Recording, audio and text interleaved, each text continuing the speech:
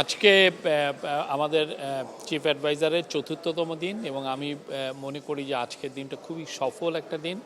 উনি সকালবেলায় চলে গিয়েছিলেন কাতার ইউনিভার্সিটিতে, ওইখানে ওনার একটা স্পিচ ছিল, ওইখানে অলমোস্ট মানে কোশ্চেন অ্যান্ড অ্যান্সার, এবং উনি মূলত কাতারি যে স্টুডেন্ট ওইখানে কিছু বাংলাদেশি স্টুডেন্ট সবাই জন্য মানে ওনার যে ইউথদের জন্য, ইয়াং পিপলদের জন্য যে মেসেজ, হ্যাঁ সেটার উপর উনি ওনার যে 3-0 নিয়ে যে ওনার vision, 0 unemployment, 0 poverty, 0 net carbon emission, এটা নিয়ে যে ওনার যে ভিশন সেটাকে উনি আউটলাইন করেছেন।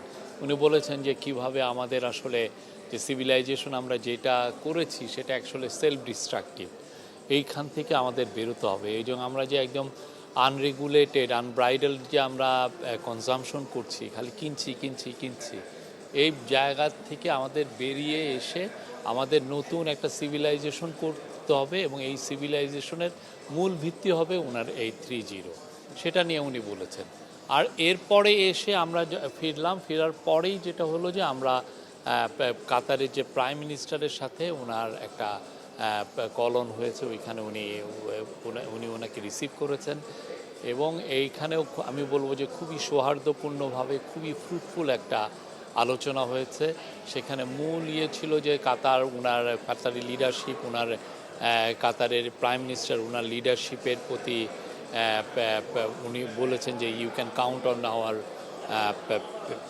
আপনাকে লিডারশিপের আমরা উনি ফুল সাপোর্টটা জানিয়েছেন।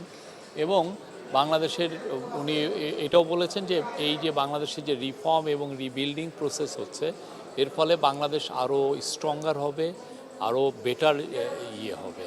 এবং প্রফেসর ইউনূস তার কাছে ফুল সাপোর্ট চেয়েছেন। আপনি জানেন কাতার পুরো গালফ কান্ট্রিগুলোর মধ্যে সবচেয়ে ওয়েলদিয়েস্ট কান্ট্রি কাতারের পার ক্যাপিটা ইনকাম সৌদি আরবের যে পার ক্যাপিটাল ইনকামের থেকে 3 গুণ বেশি। তো কাতারের কাছ থেকে অনেক ধরনের আমরা ফিনান্সিয়াল ইনভেস্টমেন্টগত এবং অনেক ওরা ডিপ্লোম্যাটিক্যালি ওরা কিন্তু অনেক স্ট্রং একটা বড় একটা ইন্টারন্যাশনাল স্কেলে ওদের যে অবস্থান এটা খুবই হাই। তো ওইটার পুরো সাপোর্ট স্যার চেয়েছেন, উনি বলেছেন অ্যাসিওর করেছেন তার সাপোর্টের বিষয়ে।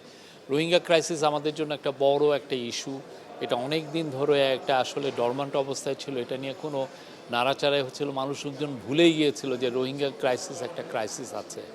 আর সেই জায়গাটা উনি রোহিঙ্গা ক্রাইসিসের জন্য তাদের সাপোর্ট চেয়েছেন, এবং কাতারও বলেছেন যে হ্যাঁ আমাদেরকে এই বিষয়ে যাতে এটা একটা সাস্টেনেবল সলিউশন হয়, এবং এই ফলে যাতে রোহিঙ্গারা তাদের দেশে ডিগনিটির সাথে ফিরে যেতে পারে, সেই একটা সলিউশন সবাই খুব দ্রুত এটা খোঁজার তাগিদ দুজনের মধ্যে ডিসকাশনে ছিল।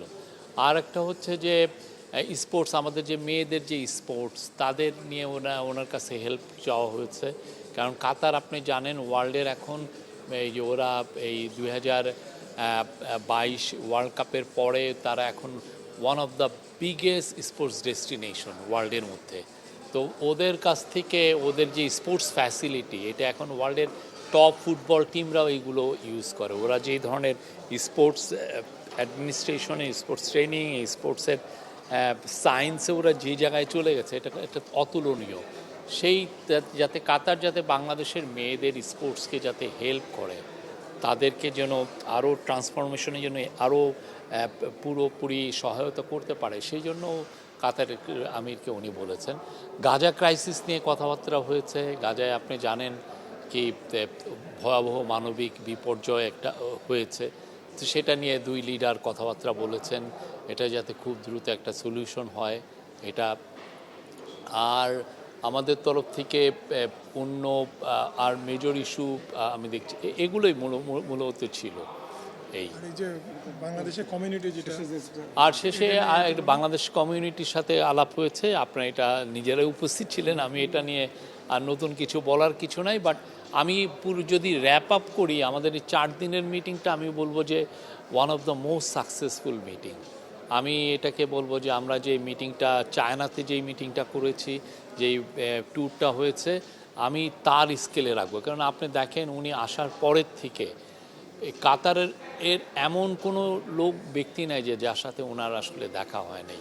কাতারের আমির বিদেশে আছেন, উনি ট্রাভেলিংয়ে আছে বলে ওনার সাথে দেখা হচ্ছে না, কিন্তু কাতারের প্রাইম মিনিস্টার, কাতারের 2টা ডেপুটি প্রাইম মিনিস্টার, কাতারের কমার্স মিনিস্টার, কাতারের সিনিয়র অফিসিয়ালরা, কাতারের আমিরের মা শেখা মৌজার উপর আপনি যদি গুগল করেন, উনি হচ্ছেন আরবের মোস্ট প্রমিনেন্ট এবং মোস্ট ইনফ্লুয়েন্সিয়াল আরব ওমেন। ওনার যে উনি সিঙ্গেল হ্যান্ডেডলি কাতারের যে কালচারাল সিনে উনি যে অবদান, এটা একটা অতুলনীয়। হ্যাঁ, তারপরে শেখা হিন্দের যে উনি কাতার ফাউন্ডেশনের সিইও, আর কাতার ফাউন্ডেশন আপনি দেখবেন যে ওয়ার্ল্ডের অনেক অনেক বড় বড় ইস্যুতে তাদের কন্ট্রিবিউশন আছে। এতে শেখা হিন্দের সাথে দেখা করেছেন। এছাড়া অন্যান্য অনেক ইনফ্লুয়েন্সিয়াল অফিসিয়াল অনেক, তারপরে আরেকটা বড় একটা বিষয় ছিল আমাদের হচ্ছে যে কিভাবে কাতারে যারা বিজনেস করেন এবং কাতারি যারা সরকারি বিজনেস প্রতিষ্ঠান তাদেরকে কিভাবে ইনভাইট করে বাংলাদেশে ইনভেস্ট করার জন্য আহ্বান জানানো যায়, এবং সেই কাজটা উনি করে। কালকে উনি সিরিজ আকারে, আপনারা আমাদের প্রেস রিলিজগুলো দেখেছেন, সিরিজ আকারে মিটিং করেছেন। সেখানে বাংলাদেশি নন রেসিডেন্ট বাংলাদেশি যারা এখানে ভালো করছেন তাদের সাথে কথা হয়েছে। তারপরে যারা কাতারে বিদেশি ইনভেস্টমেন্টরা যারা কাতারে ভালো করতেছেন তাদের সাথে কথা হয়েছে, এবং কাতারি যারা বিজনেসম্যান, কাতারে বড় বড় বিজনেসম্যান এবং কাতারি গভর্নমেন্ট, কাতারের সবচেয়ে বড় জিনিস যে কাতারের গভর্নমেন্টই অনেক বড় বড় কোম্পানিতে কাতারের যে ওদের যে গভর্নমেন্টের যে সভারেন ফান্ড আছে, তারা বড় বড় ওয়ার্ল্ডে যেমন স্পেস এক্স, টেসলা, এগুলোতে কাতারি গভর্নমেন্টের ফান্ডের সভারেন ফান্ডের ইনভেস্টমেন্ট আছে বড় বড় ইয়েতে। তো তাদের কাছেও আহ্বান করা হয়েছে, তাদেরকে নতুনভাবে বাংলাদেশকে তুলে ধরা হয়েছে। আমাদের চিফ অ্যাডভাইজার বারবার বলেছেন যে এটা একটা নতুন বাংলাদেশ, এবং এই নতুন বাংলাদেশে এমন একটা বাংলাদেশ যেখানে আসলে রেড টেপিজম, আমরা আশা করছি যে সামনে কোনো রেড টেপিজম থাকবে না, কোনো ব্যুরোক্রেটিক কোনো অযথা একজনকে টাইম কিল করা সেগুলো থাকবে না, এবং এমনভাবে রিফর্ম নেওয়া হচ্ছে যাতে সমস্ত চ্যালেঞ্জগুলো একটা এক্সপোর্টার যদি একটা ম্যানুফ্যাকচারার যদি বাংলাদেশে আসেন, এসে যেই সমস্যাগুলো ফেস করেন সেগুলো যেন আমরা অ্যাড্রেস করতে পারি, সেইগুলো সমস্ত ব্যবস্থায় নেওয়া হচ্ছে। এবং এটার বারবার উনি বলছেন যে বাংলাদেশকে উনি ইন্টারিম গভর্নমেন্ট একটা ম্যানুফ্যাকচারিং ইকোনমিক হাব বানাতে চান। এটা শুধু বাংলাদেশের জন্য না, এটা পুরো রিজিয়নের জন্য। পুরো আপনি ধরেন 7 সিস্টার বলেন বা ওদিক দিয়ে হচ্ছে নেপাল বলেন, ভুটান বলেন, পুরো রিজনের আপনি যদি না 30 কোটি লোকের একটা বড় মার্কেট। তো সেই মার্কেটের জন্য উনি একটা ম্যানুফ্যাকচারিং হাব, এবং এখানে এসে পণ্য উৎপাদন করে বিদেশে আপনি যে কোনো দেশের এক্সপোর্ট করতে পারবেন।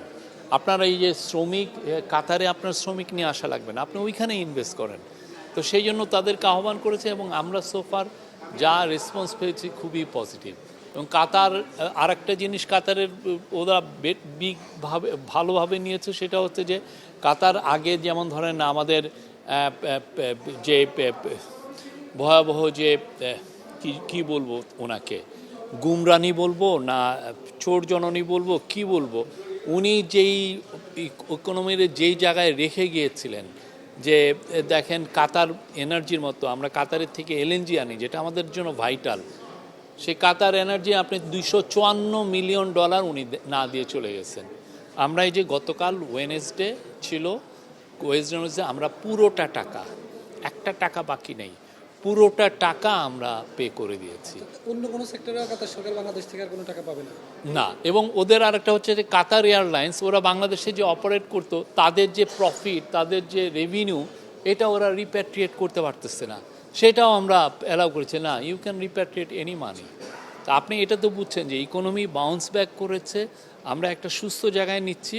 এবং সবার এই যে উনি আমাদের এনার্জি অ্যাডভাইজার বলেছেন যে আমাদের $3.2 বিলিয়ন আউটস্ট্যান্ডিং ডেট ছিল কোম্পানিগুলোর কাছ থেকে, আমরা সেটা কমিয়ে $600 মিলিয়ন এনেছি। এবং সামনে আমরা বলবো যে কয়েক মাসের মধ্যে এটা দেখবেন জিরোতে এসে ঠেকেছে।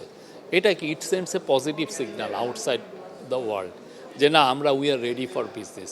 আর একটা হচ্ছে যে আমরা খুব দ্রুত সত্যিকার অর্থে আমাদের একটা প্ল্যান আমরা এখানে জানানো হয়েছে যে আমরা একটা ল্যান্ড বেস এলএনজি টার্মিনাল করতে চাই, যাতে আমরা প্রচুর গ্যাস আনতে পারি। আমাদের অনেক আছে কোম্পানি আছে, ওরা বলেন যে আমরা এক্সপানশন করতে পারছি না বিকজ আমরা গ্যাস পাই না। আপনারা যারা ইকোনমিক কাভার করেন তারা তো শুনেছেন এটা, তো আমরা চাচ্ছি যে খুব দ্রুত তাদের এই অবস্থাটা যাতে না থাকে, আমরা যেন প্রচুর, আমরা অলরেডি কাতার এলএনজির সাথে কথা, এনার্জির সাথে কথা হয়েছে যাতে প্রচুর সংখ্যক নতুন কার্গো আনা যায়, এবং এটা একটা খুবই, আমরা বলবো যে এটা কম মূল্যে আনা যায়, এবং এর ফলে যেটা হবে যে বাংলাদেশে যারা এক্সপানশন করতে চাচ্ছেন, আমাদের গার্মেন্টস সেক্টরে অনেকে প্রচুর অর্ডার পাচ্ছেন, সেই এক্সপানশনের জন্য যাতে আমরা এনার্জিগুলো দিতে পারি, সেই কাজটা খুব দ্রুত হচ্ছে। আমি বলবো যে এই 4 দিনের যে সফর, এটা খুবই একটা সফর, খুবই ফ্রুটফুল সফর, এবং আমি আশা করছি যে এটার ফলে বাংলাদেশের সুনামটা আরও ছড়িয়ে পড়বে এবং বাংলাদেশে অনেকে ইনভেস্ট করতে আসবেন। Thank you. লাস্ট